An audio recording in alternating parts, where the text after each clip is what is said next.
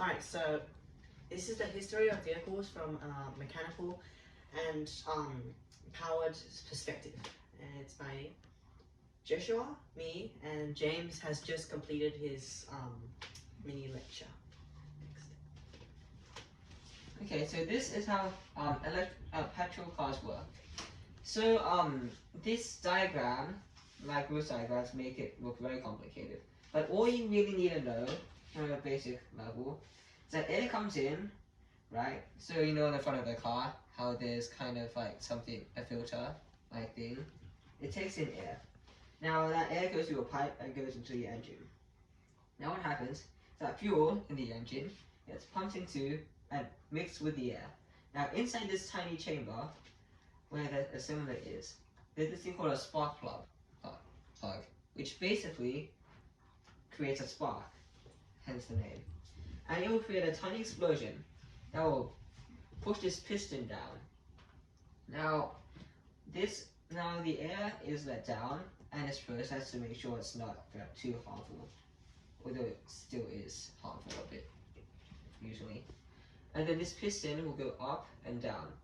And the way pistons work is that they turn linear motion, as you can see. This goes up and down to circular motion down here.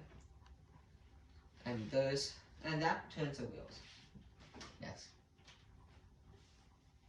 Now how electric cars work is they have something called an electric engine. And basically, this is very complicated. This is a lot more complicated than the piston engine. But basically, this electric motor creates a magnetic field that spins around. And now the faster it spins, and basically there's a rotor in the middle. And now what happens is that thing will be turned due to the magnetic field.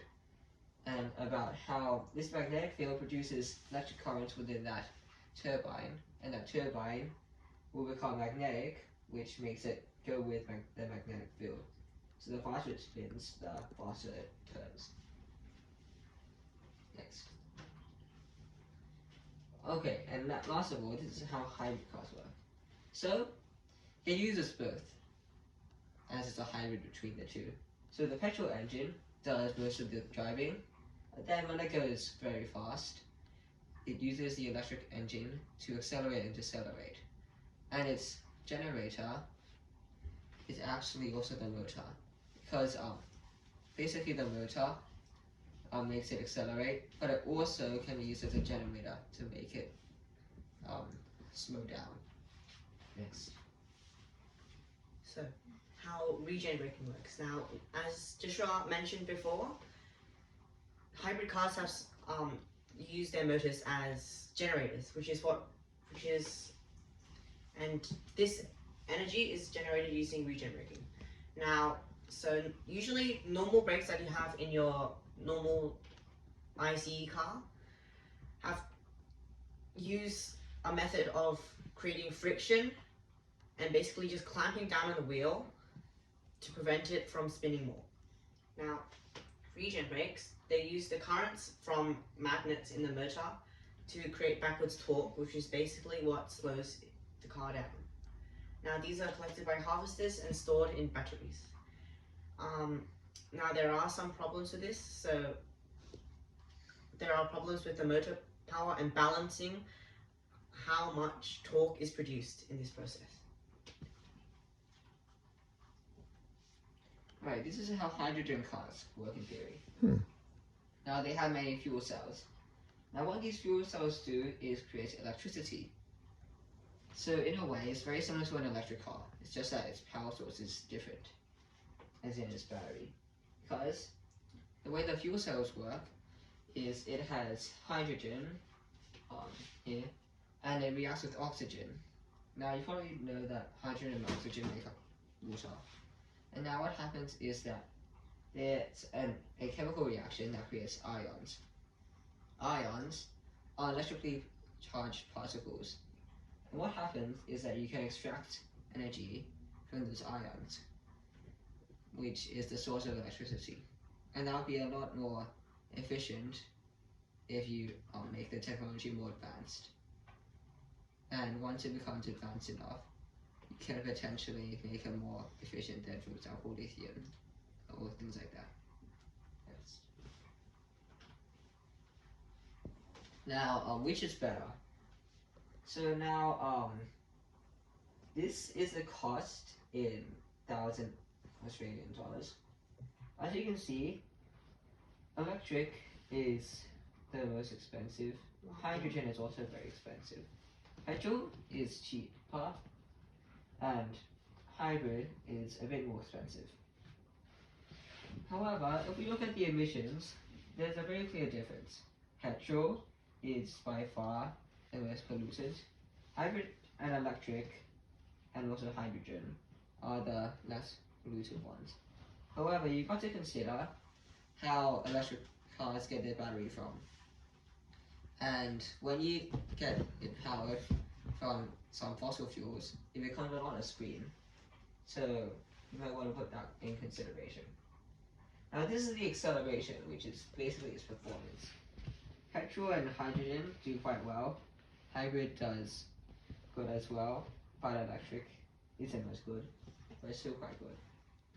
And the energy efficiency, as in the battery and fuel tank weight.